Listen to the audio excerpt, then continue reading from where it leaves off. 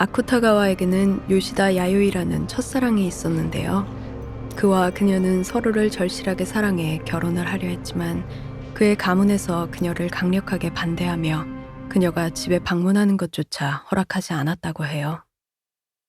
이 사건은 아쿠타가와에게 있어 아주 충격적인 사건이었는데 그 누구보다 사랑했고 자신을 사랑해주는 가족이 자신의 행복을 본인의 이기심에 누구보다도 강하게 반대하는 모습을 보고 가족의 이기주의, 더 나아가 인간의 이기주의에 대해 고민하게 되었다고 합니다. 그는 오사카의 마이니치 신문에 들어가 기고를 하며 창작 활동을 이어갔는데요. 신문의 해외 시찰원 자격으로 중국에 방문했다가 1년 있는 일을 하느라 신경쓰여서 참과 수면제를 먹지 않고서는 잠을 잘 수 없을 정도로 수술을 해서 이후 건강을 회복하기 위해 수차례 요양을 하던 중 누나의 남편이 출로에 뛰어들어 자살했고 누나의 일가를 보살피면서 자살한 누나의 남편이 남긴 엄청난 고리대금 빚까지 떠안게 되는데 이는 결국 아쿠타가와에게 큰 심적 고통을 주었고 결국 심한 신경쇠약에 빠진 그는 몇몇 지인들에게 편지와 원고 그리고 나의 장래에 대한 막연한 불안이라는 유서를 남기고 35세의 젊은 나이에 수면제 과다 복용으로 스스로 생을 마감합니다. 10년이 조금 넘는 짧은 활동 기간 동안 많은 명작을 써낸 그를 기리기 위해 그의 이름을 딴 아쿠타가와상이 제정되었는데 아쿠타가와상은 현재 일본에서 가장 권위 있는 문학상으로 매년 순수문학을 대상으로 수여되고 있죠. 그의 작품 대부분은 어둡고 암울하며 인간에 대해서 깊게 생각하게 만드는 경향이 있는데요. 그의 대표작이자 오늘 만나볼 작품 라시몬에서도 극한의 상황에서 생존을 위한 행동의 선악이 있는가를 살펴보았습니다. 그럼 K형 시대의 어두운 모습을 설명하는 대전 소설 그거 들어가 보겠습니다.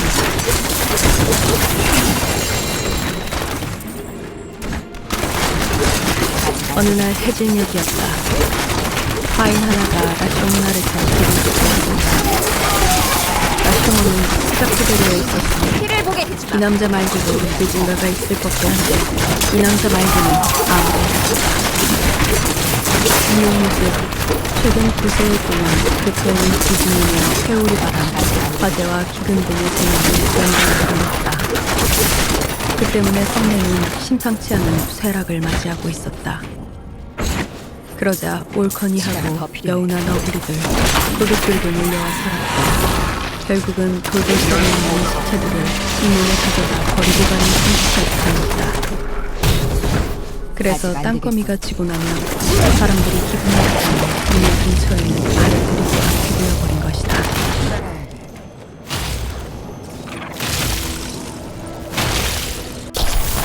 폐허가 된 라시몬 밑에서 사나흘 전에 일자리를 잃은 하인은 오른쪽 뺨에 난 큼직한 여드름을 신경 쓰면서 비 내리는 모습을 멍하니 쳐다보고 있었다. 앞으로 어떻게 먹고 살아야 하나 하는 생각에 어찌할 바를 모르던 하인은 수단과 방법을 가리지 않아야 한다는 것에는 긍정하면서도 도둑놈이 되는 수밖에 없다라는 사실을 적극적으로 긍정할 용기를 내지는 못하고 있었다. 하인은 크게 재채기를 하고서는 지친 듯이 자리에서 일어섰다. 비바람 걱정 없고 다른 사람 눈에 띌 염려도 없는 하룻밤 편히 잘 수 있을 법한 곳이 있다면 어쨌든 거기서 밤을 보내자 싶었기 때문이었다. 균열을 극복하기. 그런데 다행히도 긴 누각으로 올라가는 폭이 넓고 역시 붉게 칠한 계단이 눈에 보였다. 하인은 허리에 차온 나무뼈를 극복하며 칼집에서 빠지지 않도록 조심해가며 집신시는 발을 그 계단의 가장 아래까지 던졌다. 계단을 두세 단 올라가 보니 위에서 누군가 불을 밝혀놓고 더구나 그 불을 이리저리로 옮기고 있는 모양이었다. 이렇게 비 내리는 밤에 라쇼몬 위에서 불을 밝히고 있다니 어쨌든 보통 사람은 아니었다. 도마뱀처럼 발소리를 죽이며 김사진 대감이 오는 끝까지 길에서 가오르는 사람이 귀영케 있는 시체들 사이에 움직이고 있는 한 물건을 발견했다. 피를 보게!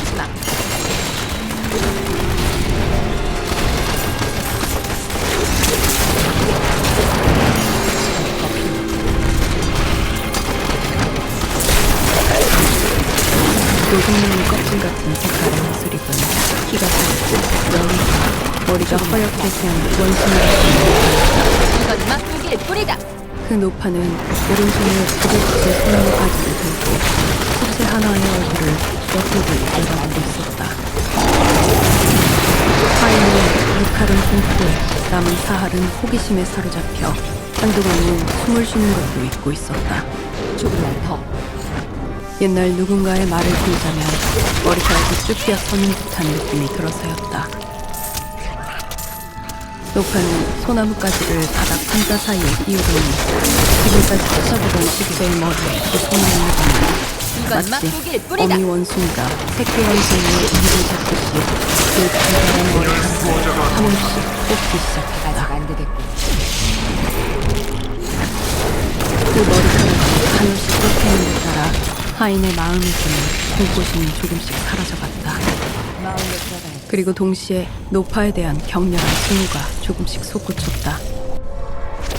이때 누군가가 이 하인에게 조금 전 문 아래에서 생각하고 있던 굶어 죽을 것인가 도둑이 될 것인가 하는 문제를 새삼 끄집어냈더라면 아마도 하인은 아무런 미련도 없이 굶어 죽는 쪽을 택했을 것이다.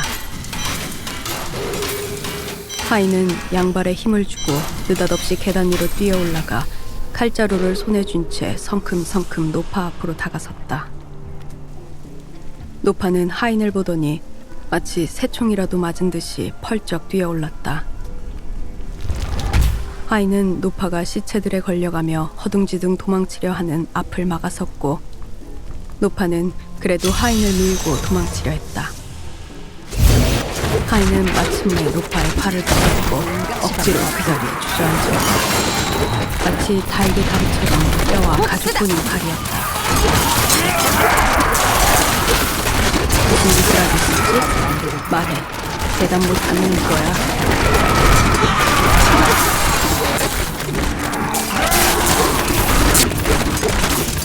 하인은 노파를 밀쳐내더니 느닷없이 쫓으려서 팔을 잡아 새하얀 칼날을 그 눈앞에 묻었다. 노파는 양손을 부들부들 떨면서 숨을 몰아쉬는 눈알이 밖으로 튀어나올 만큼 눈을 찢어지는 벙어리처럼 고집스럽게 침묵했다. 그걸 보고 하인이 처음으로 명백하게 이 노파의 생태가 완전히 자신의 의지에 달려있다는 사실을 의식했다. 그리고 그 의식은 지금까지 요란하게 타오르던 증오심을 어느 틈에 식혀놓았다. 어떤 일을 했는데 그것이 원만하게 성취되었을 뿐 편안한 자신감과 만족감 뿐이었다. 나는 그저 이 문일을 지나가던 나무이다. 그러니까 너를 포승으로 묶었다가 어떻게 하겠다는 둥 그런 소리는 안 해. 단지 지금 이 문 위에서 뭘 하고 있었는지만 나한테 얘기하는 게. 그러자 노파는 주름이 늘어져 거의 코와 붙어버린 듯한 입술로 뭔가 씹듯이 움찔거렸다. 아직 목이 부족한가? 하도 가늘어서 튀어나온 노골대가 움직인 것이다. 이 머리카락을 뽑아서야는 가발을 만들려고 했던 거지. 조금만 더. 물론 죽은 사람한테서 머리카락을 뽑는다는 게 얼마나 못된 짓인가. 하지만 여기 있는 죽은 작자들은 죄다 그 정도일 쯤 당해도 싼 인간들이여. 우선은 내가 지금 머리카락을 뽑던 여자 말인데 뱀을 내치기리로다가 토막을 쳐 말려가지고는 말린 생선이랍시고 병졸들한테 팔러 다녔어. 역병으로 죽지 않았더라면 지금까지도 팔아먹고 돌아다녔을 거요. 나는 이 여자가 한 짓이 나쁘다고는 생각 아니여. 안 그랬음 굶어 죽을 테니 어쩔 수 없어 한 짓이니께. 근데 지금 또 내가 하던 일도 나쁘다고는 못하겠구먼. 이것도 안 하면 굶어 죽겠으니까 할 수 없이 한 거요. 할 수 없다는 게 뭔지를 이 여자도 알고 있을 테니 아마 내가 한 짓도 눈 감아 줄 거구먼. 노파의 이야기가 끝나자 하인은 한 걸음 앞으로 나서더니 여드름을 만지작대던 오른손을 뻗어 노파의 멱살을 움켜쥐며 물어뜯을 듯이 말했다. 그렇다면 내가 좀 벗겨 먹어도 원망할 건 없겠군. 나도 그렇게 안 하면 굶어 죽을 테니까 말이야. 너의 힘을 하인은 재빨리 노파의 옷을 벗겨냈다. 그러고 나서 팔을 붙잡고 매달리려던 노파를 거칠게 시체들 위로 걷어차 떨쳐버렸다. 계단까지는 고작 5걸음 정도였다. 하이는 없애는 로송나무 껍질 같은 석유 구멍들을 옆구리에 펴고는 눈 깜빡할 사이에 가파른 계단을 타고 밤의 밑바닥으로 내려왔다. 한동안 죽은 듯이 쓰러져 있던 루파가 시체들 가운데서 발버둥 몸을 일으킨 것은 잠시 뒤의 일이었다. 루파는 중얼거리는 것 같기도 신음하는 것 같기도 한 소리를 내가며 아직 타고 있던 불빛을 의지한 계단까지 기어갔다. 그리고 거기서 짧은 갯발을 거꾸로 밀어둔 채 문 아래로 내려다 보았다. 밖에는 그저 시커먼 동굴처럼 어두운 밤이 펼쳐져 있을 뿐이었다. 하인의 행동은 아무도 모른다. 시간이 더 필요해. 내 두려움이 보인다.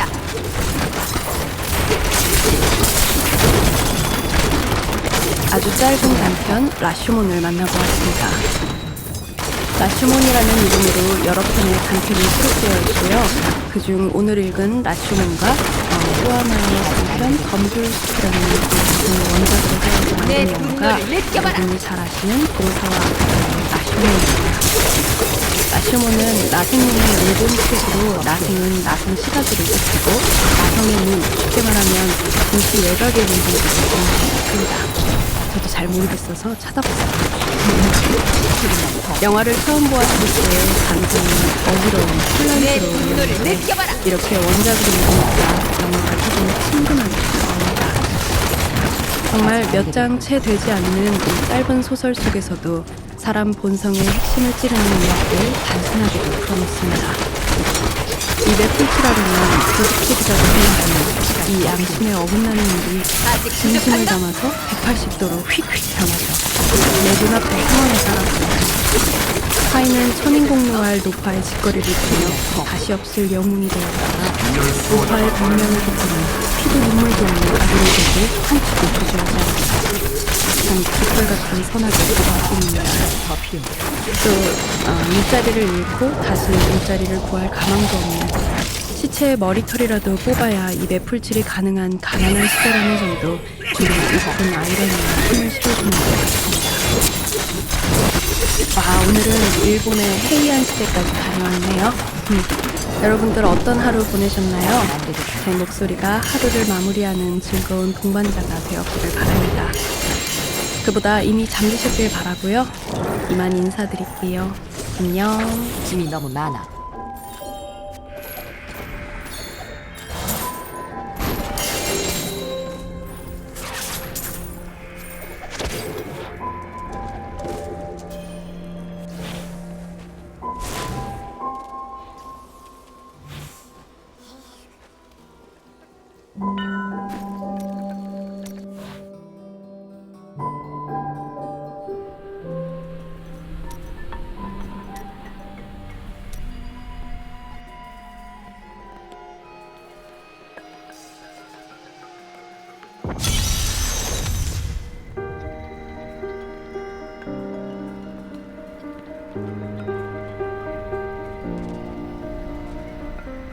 큼직한 거울 앞에 두 소년이 나란히 서 있습니다. 머리카락, 눈, 체구와 키, 얼굴선과 이목구비, 목소리와 몸짓까지 똑 닮은 두 소년이지만 한 소년은 너덜거리는 옷을 휘감고 있고 다른 한 소년은 번쩍거리는 왕자의 옷으로 치장을 하고 있네요. 한눈에 보아도 한 소년은 왕자, 그리고 다른 소년은 거지의 옷차림인데 희한한 건 거지 옷차림을 한 소년이 왕자 옷차림을 한 소년에게 하대를 하네요. 어떻게 된 일일까요? 궁금증을 따라서 우리가 만나볼 작품 왕자와 거지 속으로 함께 들어가 보겠습니다. 아동소설, 풍자, 사회비판 등을 넘나들며 여러 문학 분야에서 뛰어난 업적을 남긴 미국의 소설가 마크 트웨인. 미국 문학의 아버지라고 불리는 그는 신대륙을 작품의 배경으로 삼기도 하고 미국적 경험을 작품의 소재로 또 즐겨 삼기도 했는데요. 우리가 잘 알고 있는 그의 작품 톰 소여의 모험, 허클베리 핀의 모험이 이에 속합니다. 하지만 오늘 우리가 만나볼 작품 왕자와 거지만큼은 배경이 미국이 아닌 영국이라는 점이 눈에 띄죠. 1872년 가을, 영국에 방문한 트웨이는 그야말로 영웅 대접을 받았고 그 경험을 바탕으로 영국을 배경으로 한 소설을 쓰기로 마음먹어 왕자와 거지의 집필을 시작했다고 하는데요.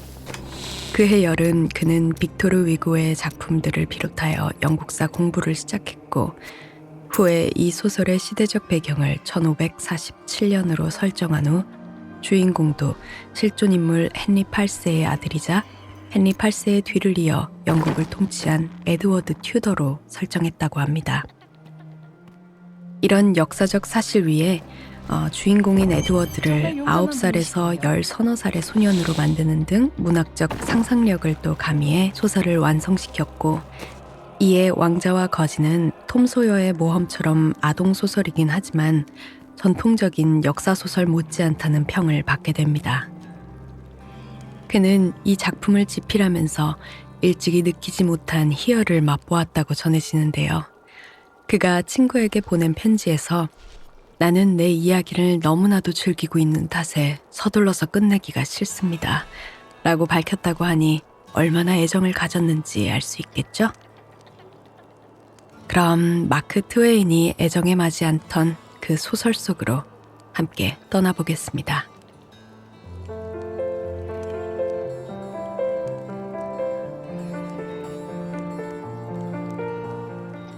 (16세기) 중엽 어느 가을 영국 왕실과 런던시에서는 두 사내 아이가 태어났다.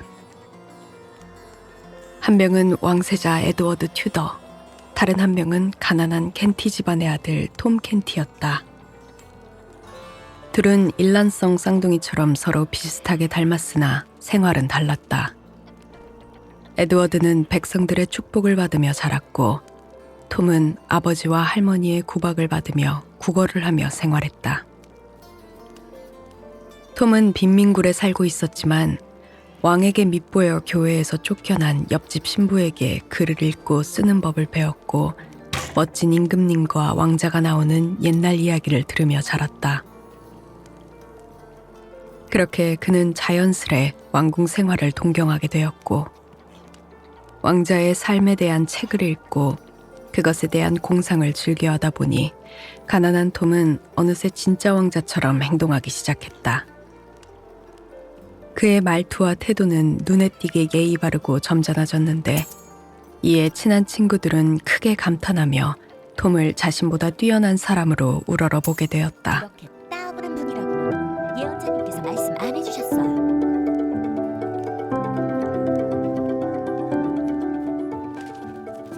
여느 때처럼 거리를 쏘다니며 몽상에 빠져든 톰은 런던 성곽 밖을 빠져나가게 되었고 왕이 런던 시내에 들어올 때 사용하던 입구까지 가게 되었다.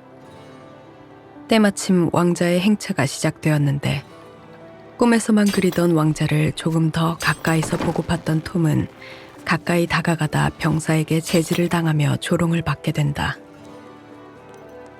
지나치다 이 광경을 보게 된 에드워드 왕자는 병사를 호되게 야단치며 톰을 데리고 궁으로 들어갔다. 이름과 사는 곳을 묻는 에드워드에게 톰은 자신의 이름과 사는 곳에 대해 이야기를 시작하는데 에드워드는 큰 흥미를 보인다. 오펄코트 아이들은 어떤 때는 곤봉을 갖고 싸워요. 우린 달리기 시합도 하지요. 여름에는 운하와 강을 건너기도 하고 그곳에서 헤엄도 칩니다. 옆에 있는 친구를 물속에 밀어넣고 물장구를 치죠. 참으로 멋지구나. 한 번만이라도 좋으니 네가 입고 있는 것 같은 옷을 입고 내 신발을 훌훌 벗어던지고 잔소리하거나 말리는 사람이 없는 곳에서 마음껏 진흙탕 속을 뒹굴 수만 있다면 왕관이라도 포기하고 싶은 생각이 드는구나. 전 한 번만이라도 왕자님이 입고 계신 옷을 입어봤으면 소원이 없겠나이다.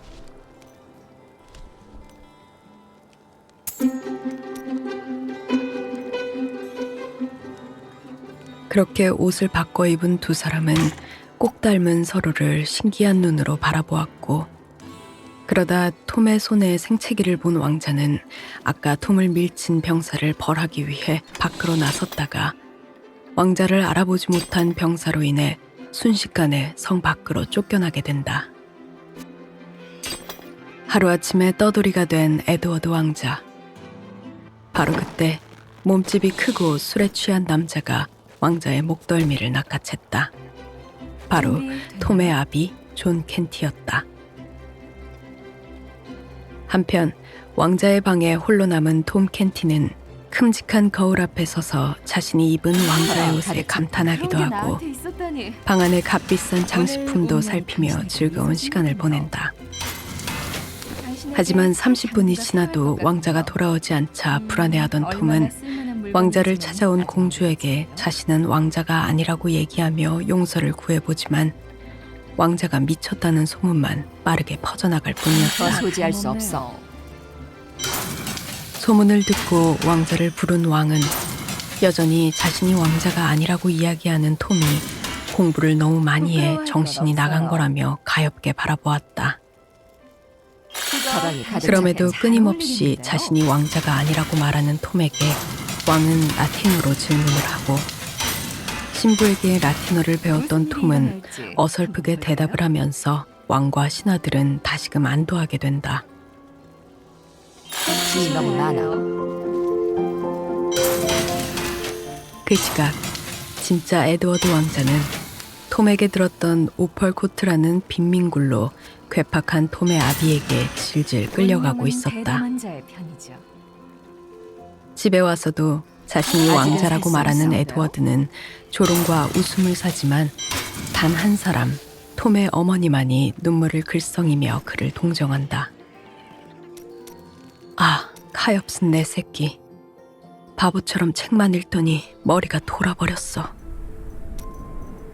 이후 우여곡절 끝에 톰의 집에서 도망쳐 나온 에드워드는 여전히 자신이 왕자라고 밝히며 시청 안으로 들여보내라고 시위를 하다 군중에게 또 한 번 조롱을 받고, 그럼에도 굴하지 않는 에드워드를 본 늙은 군인 마일스 핸드는 이 용감한 아이를 자신이 보살펴야겠다고 나선다. 순간 우렁찬 나팔 소리가 울려 퍼진다. 왕 헨리 8세가 세상을 떠났다는 소식에 모든 사람들은 약속을 하고 일제 시대를 수령고 침묵하고, 왕자는 이루 말할 수 없는 비통함에 젖는다. 핸드는 그런 왕자를 여관으로 데려가고 하루 종일 허기와 피로 때문에 녹초가 된 에드워드는 잠이 든다. 핸드는 따스한 눈길로 아이를 바라보았고, 잠에서 깨어난 이후에도 여전히 원모르스라는 에드워드에게 태하라고 비밀을 맞춰주며 그의 시중까지 된다. 또 추워하는 그를 위해 천을 사고 바느질을 하지만 그 사이 에드워드는 자신을 찾으러 온 존 켄티에게 붙잡혀 도둑소굴까지 가게 된다. 아직 안 되겠군. 그곳에서도 에드워드는 위험을 잃지 않는 태도를 보이며 스피왕 1세라는 별명으로 불리면서 조롱과 존경을 동시에 받는다. 시간이 더 필요해. 한편 왕이 된 톰 켄티는 탄원서를 낭독하고 선언과 특허, 그 밖에 나랏일과 관련한 장황하고 지루한 온갖 문서를 쓰고 있었다. 톰이 잠시 쉬는 사이 12살쯤 되어 보이는 삐쩍 마른 남자아이가 방으로 들어왔다. 왕궁에서는 왕자가 잘못을 하거나 공부를 하다 틀리면 대신 매를 맞는 시종이 있었는데, 자신이 그 매를 맞는 아이라고 소개하는 황숙이라는 아이는 왕궁에서 왕자가 동시에 이상을 하는 모든 시키지 않아 자신의 박줄이 끊기지 않아 톰에게 다시 공부를 하라는 청을 올린다. 매를 맞는 일이 소인의 박줄이 옵니다. 만약 매를 맞지 못하면 톰은 죽습니다. 톰은 아이의 청을 들어주겠다고 말하며 그 아이에게서 왕실의 중요한 인물들과 일에 대해 많은 정보를 얻게 된다. 이후 마녀로 몰린 스타킹을 벗으면 폭풍을 불러일으킨다는 죄목으로 붙잡힌 한 여인과 그녀의 아이를 구해주기도 하며 낯선 환경에 훌륭히 적응하는 톰 켄티.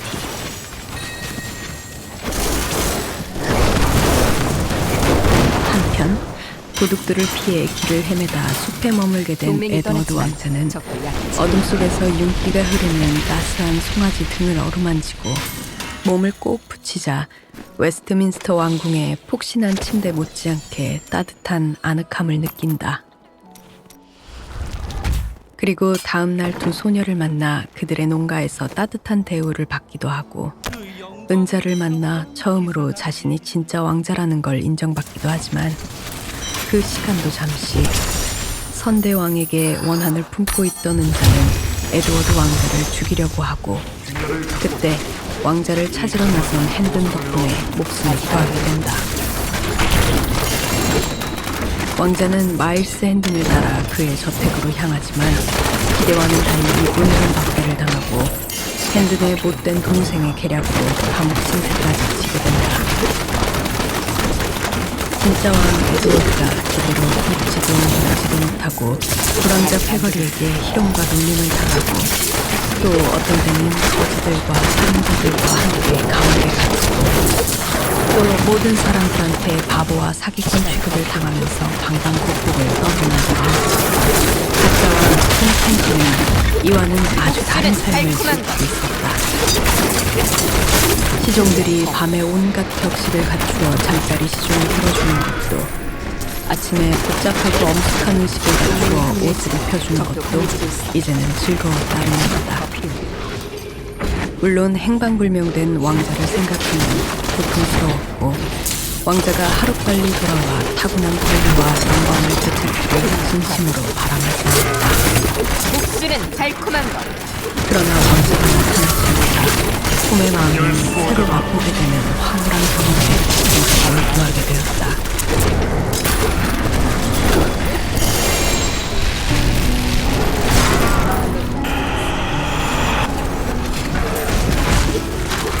새로운 왕을 맞이하는 날, 톰은 다시 한번 템스강 위에서 펼쳐지는 눈부신 행렬의 중심인물이 되고 있었다. 거대한 행렬은 계속해서 하나의 개선문 아래를 지나 또 다른 개선문 아래로 앞으로 또 앞으로 나아갔다. 가짜 왕이 이루 말할 수 없는 환희로 부풀어 오른 그때 톰의 어머니가 나타난다. 그녀는 자신의 아들을 알아보고 톰의 다리를 부여잡으며 울부짖었다. 한번 보겠소? 나는 당신을 모르오 부인. 자신도 모르게 내뱉어버린 이 말에 톰은 더 이상 환희를 느낄 수 없었다. 시간이 더 필요해. 그는 자신의 거칠은 치욕처럼 느껴졌고 양심이 다시금 마음이 괴로웠다. 톰이 괴로워하는 사이 마침내 맨 마지막 의식이 다가왔고 캔터베리 대주교가 소부에 누워있던 영국의 왕관을 집어들고 몸을 떨고 있는 가짜 왕의 머리 위로 들어올렸다. 그 순간 유령 하나가 사람들을 깜짝 놀라게 하며 나타났다. 버틸 수가 없을 것이다. 시간이 더 필요해. 왕의 자격을 박탈한 그자의 머리에 영국의 왕관을 얻는 것을 강화하라. 왕은 바로 나란 말이다. 조금만 더.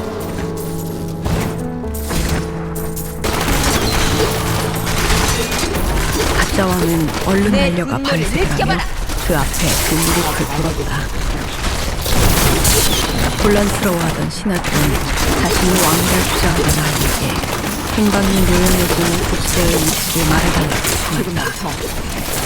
왕자에게 국세를 맡긴 헨리 팔스가 죽자 그의 행방을 아는 사람은 오직 에드워드 왕자뿐이었습니다. 목줄은 달콤한 것. 시간이 더 필요해. 에드워드는 사라진 국세의 위치를 정확히 말함으로써 왕위를 되찾게 되고 신하들은 국세가 국세인지도 모르고 호두를 까는 데 썼다고 말하는 톰켄티를 잡아들이려고 하지만 에드워드의 말을 사하게 된다. 왕 에드워드가 거짓골을 하고 세상을 떠드는 동안 보필해온 군인 마일스의 행동은 이사로운 이유에서 백살의 역군과 토지를 함께합니다. 고통받고 고난을 당한다는 게 어떤 것인지 경은 아시오. 지금도 백성도 알고 있지만 경은 잘 모를 것이오. 아직 안 되겠군. 비록 통치 기간은 짧았지만 에드워드 왕의 목숨이 붙어있는 것이 자신이 겪은 이야기를 하며 그때의 가르침을 기름 삼아 백성들에게 응답을 베푸겠다고 결심하였다. 그 무렵은 잔인한 시대였지만 에드워드 6세가 다스리던 기간은 특별히 자비로웠다.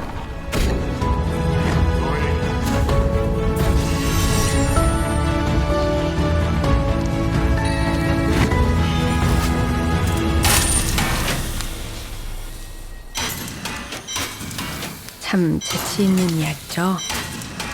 제가 조금 더 재밌게 읽어드렸으면 좋았을 것 같네요. 근데 이게 밤에 듣는 콘텐츠니까 좀 조절하면서 동맹이 떠났지만 적도 약해지고 있군. 왕자와 거지가 똑같이 생겼다는 단순한 설정으로 이렇게도 기막히게 완벽한 한 편의 이야기가 만들어지다니. 왕자와 거지는 줄거리도 쉽고요. 글도 너무 리듬감 있게 쓰여 있어서 여러분들도 편안히 들으셨을 것 같아요. 전선 진화기와 신분상승에 대한 예술들이 우리나라에도 아주 많이 있지만 영국은 지금도 왕자 공주가 이 이야기가 더 시원하게 들려서 들어오는 재미를 더해주는 것 같아요. 어두운 세상, 무력한 인간을 이 책을 만나서 당신의 보겠지만 그 아이의 모험 속에 빠져있을 수 있었습니다. 동맹이 합류했지만 적도 작가 소개에서 마크 트웨인이 역사라고 써있죠. 역사에 기록된 장면들이 14명의 성을 거쳐서 왕자에게 입힌 타팀이 입혀보니까 구멍이 나 있어서 다시 14번 손에서 손으로 옮겨지는 이런 장면이 있어요.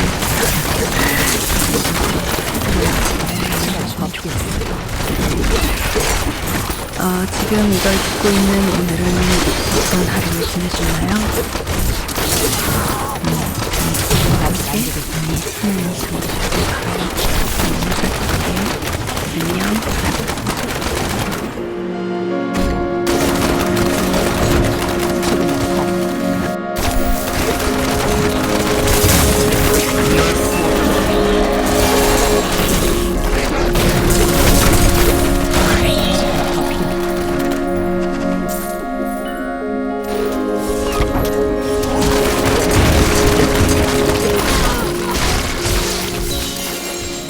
아직 안 되겠군.